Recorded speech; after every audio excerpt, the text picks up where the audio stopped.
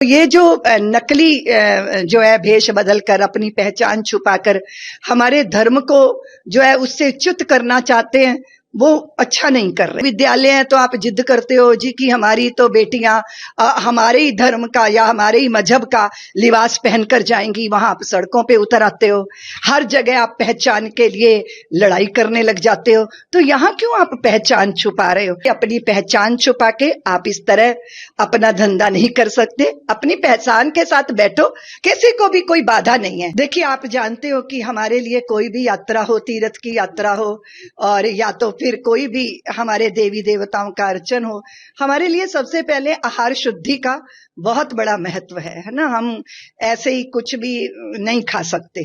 हम जब साधना में होते हैं तो हमारी आहार शुद्धि, विचार शुद्धि और व्यवहार शुद्धि।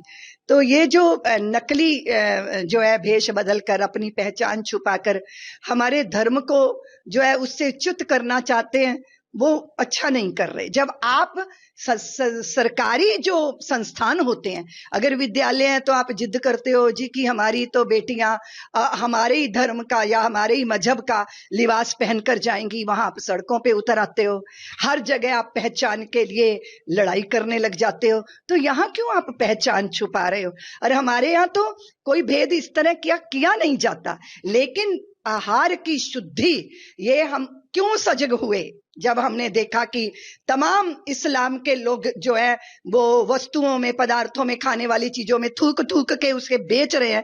जब ये सारी, तब तो सनातनियों की आंखें खुली, क्योंकि सनातनी तो समाज बहुत ही भोला कह लो या जो भी कुछ कह लो, उसे बहुत कुछ तो पता ही नहीं। और जब ये सब पता चला तो लोग सजग हुए हैं। मुझे लगता है कि अपनी पहचान छुपा के आप इस तरह अपना धंधा नहीं कर सकते। अपनी पहचान के साथ बैठो, किसी को भी कोई बाधा नहीं है। आप अगर शुचितापूर्ण भोजन बना रहे हैं तो आपके यहाँ भी भोजन किया जाएगा, लेकिन इस तरह धोखा देकर इतनी कठिन यात्रा होती है बंधु। गंगोत्री धाम से चले हैं, हरिद्वार से चले हैं, छाले पड़ जाते हैं पैरों में, और इतनी साधना करके भी अगर भोजन की शुद्धि ना रही तो फिर क्या होगा? वो सारा तप नष्ट हो जाएगा। इसलिए इस तरह का कुकृत्य नहीं करना चाहिए। धर्म की आलू धर्मांतरण का खेल चल रहा है, शांगुर बाबा पकड़े गए हैं, तो हम खुलासे हो रहे हैं, विदेशी फंडिंग भी हुई है। देखिए, ये तो दुर्भाग्यपूर्ण है कि एक व्यक्ति इतने सालों से हमारी पुत्रियों का धर्मांतरण कर रहा है, उसका ब्रेन वॉश करके पैसा लगा रखा है। वो ब्राह्मणों की लड़की का 20 लाख है, राजपूतों की लड़की का 18 लाख है, और वैश्यों की लड़की का 15 लाख है, 12 लाख है। ये दुर्भाग्यपूर्ण है। दलितों की लड़की 10 लाख में ये इस देश में चल रहा है, और हम सोए हुए हैं। ये तो भला हो योगी जी का जो सजग है और जिन्होंने इस तरह की कुकृत्य करने वालों का दमन करने का संकल्प लिया।